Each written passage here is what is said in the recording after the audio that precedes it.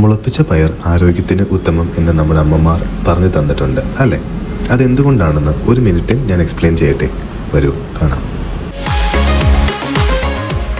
Human ബോഡിയുടെ digestion പ്രോസസ്സിൻ്റെ പ്രധാനപ്പെട്ട ടാസ്കുകളാണ് നാം കഴിക്കുന്ന ഭക്ഷണത്തിൽ അടങ്ങിയിരിക്കുന്ന കോംപ്ലക്സ് സ്റ്റാർച്ച് സിമ്പിൾ ഗ്ലൂക്കോസായും, പ്രോട്ടീൻ സിമ്പിൾ അമിനോ ആസിഡായും, ഫാറ്റ് സിമ്പിൾ ഫാറ്റി ആസിഡായും കൺവേർട്ട് ആക്കുന്നത്. ഇവിടെ സിമ്പിൾ എന്ന് വെച്ചാൽ ശരീരത്തിൽ എളുപ്പം അബ്സോർബ് ആകുന്ന എന്നർത്ഥം. പച്ചപ്പയർ ലെഗ്യൂംസ് അല്ലെങ്കിൽ പൾസസ് കാറ്റഗറിയിൽ പെടുന്ന ധാന്യങ്ങളാണ്. എന്ന് വെച്ചാൽ പ്രോട്ടീനും കോംപ്ലക്സ് സ്റ്റാർച്ചും കൂടുതലായി അടങ്ങിയിരിക്കുന്നു. ഇനി മുളപ്പിച്ച പയറിൽ എന്ത് സംഭവിക്കുന്നു എന്ന് മനസ്സിലാക്കാം.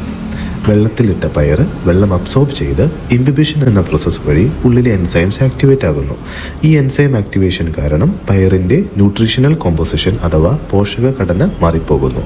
3 പ്രധാന മാറ്റങ്ങളാണ് നടക്കുന്നത്. 1. കോംപ്ലക്സ് സ്റ്റാർച്ച് സിമ്പിൾ ഗ്ലൂക്കോസായും, പ്രോട്ടീൻ സിമ്പിൾ അമിനോ ആസിഡായും, ഫാറ്റ് സിമ്പിൾ ഫാറ്റി ആസിഡായും കൺവേർട്ട് ആകുന്നു. എല്ലാവരും ശ്രദ്ധിച്ചോ? ഈ 3 പ്രോസസ്സുകൾ തന്നെയാണ് ഫുഡ് കഴിക്കുമ്പം നമ്മുടെ ആമാശയത്തിലും നടക്കുന്നത്.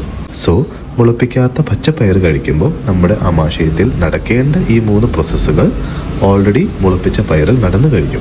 മറ്റൊരു വാക്കിൽ പറഞ്ഞാൽ മുളപ്പിച്ച പയർ ഈസിയായി ഡൈജസ്റ്റ് ആകും, അതോടൊപ്പം കൂടുതൽ പോഷക ഗുണങ്ങൾ നിറഞ്ഞതുമാണ്.